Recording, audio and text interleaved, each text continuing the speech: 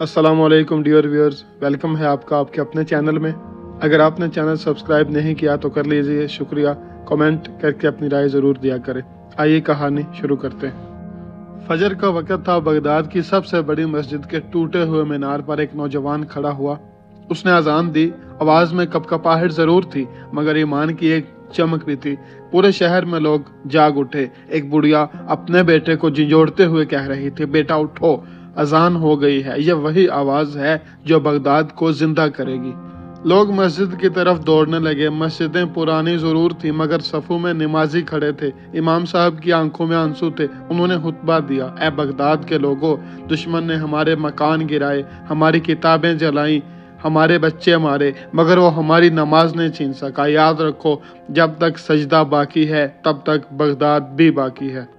کچھ ہی دنوں میں بازار میں چھوٹی چھوٹی دکانیں کھلنے لگی۔ کوئی شخص پرانے برتن بیچ رہا تھا، کوئی کھجوریں تو کوئی کپڑے۔ ایک کم سن لڑکی اپنی ماں کے ساتھ ٹوٹی ہوئی چھت کے نیچے روٹی بیچ رہی تھی۔ ایک خریدار نے پوچھا، بیٹی تم یہاں کیوں بیٹھی ہو؟ لڑکی مسکرا کر بولی، یہی جگہ ہمارا پرانا گھر تھا، میں چاہتی ہوں کہ میرا باپ جہاں مارا گیا وہ جگہ پھر سے زندہ ہو جائے۔ یہ چھوٹی چھوٹی باتیں بغداد کی فضاؤں میں نئی جان ڈال رہی تھیں۔ دریا کے کنارے ایک پرانا مدرسہ تھا جس کی کتابیں راکھ بن چکی تھی، مگر وہاں کے ایک استاد نے اپنے شاگردوں کو جمع کیا۔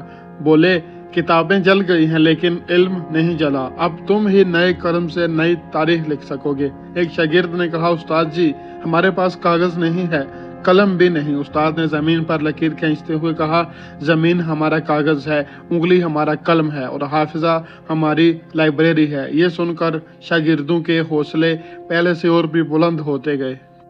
شہر کی ایک خانقاہ میں صوفیہ نے لوگوں کو جمع کیا۔ محفل ذکر ہونے لگی۔ ایک درویش نے کہا، لوگوں یاد رکھو، تمہارے دلوں کی صفائی بغداد کی ہی اصل تعمیر ہے۔ اگر تمہارے دل جڑ گئے تو یہ شہر کبھی گر نہیں پائے گا۔ لوگوں نے ہاتھ اٹھا کر دعا مانگی۔ ایک نوجوان نے کہا، یا اللہ ہمیں دوبارہ وہ بغداد عطا کر دے جو علم اور ایمان کا کبھی مرکز تھا۔ رات کے اندھیرے میں بغداد کے کچھ جوان قلعے کے ٹوٹے ہوئے دروازے کے پاس جمع ہوئے۔ ان کا سالار بولا، بھائیو ہم نے شکست دیکھی ہے لیکن یاد رکھو ہم ختم ابھی نہیں ہوئے، ہم اپنے آنے والی نسل کے لیے بغداد زندہ رکھیں گے۔ ایک بزرگ وہاں کھڑے تھے، وہ بولے، یاد رکھو بیٹو، اندلس میں بھی ہمارے بھائی شکست کے بعد اٹھے تھے، انہوں نے اپنے علم اور ہمت سے کئی برس تک اندلس کو زندہ رکھا۔ بغداد بھی دوبارہ اٹھے گا اگر ہم ہمت نہیں ہاریں گے۔ بغداد کی عورتیں بھی پیچھے نہیں رہی تھی۔ ایک ماں اپنے بیٹے کو کندھے پر ہاتھ رکھ کے کہہ رہی تھی، بیٹا جب میں مر جاؤں تو میرے کفن پہ یہ لکھ دینا۔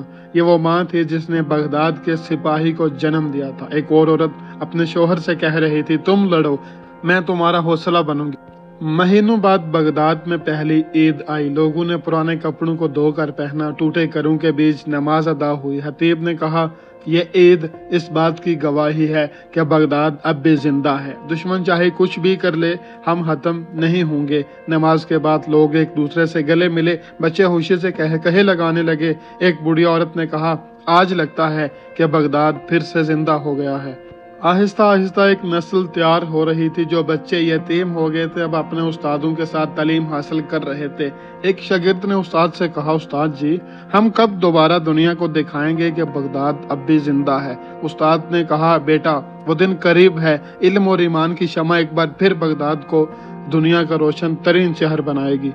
اس وقت بھی فضا میں اندلس کی یادیں گونجتی تھیں۔ قرطبہ، گرناطہ اور اشبیلیہ جیسے شہروں کی مثالیں بغداد کے لوگوں کو حوصلہ دیتی تھی۔ وہ جانتے تھے کہ اندلس میں بھی مسلمانوں نے کبھی علم و فن، تعمیرات و عدل اور انصاف کی وہ داستانیں رقم کی تھی جنہوں نے یورپ کی تقدیر بدلی۔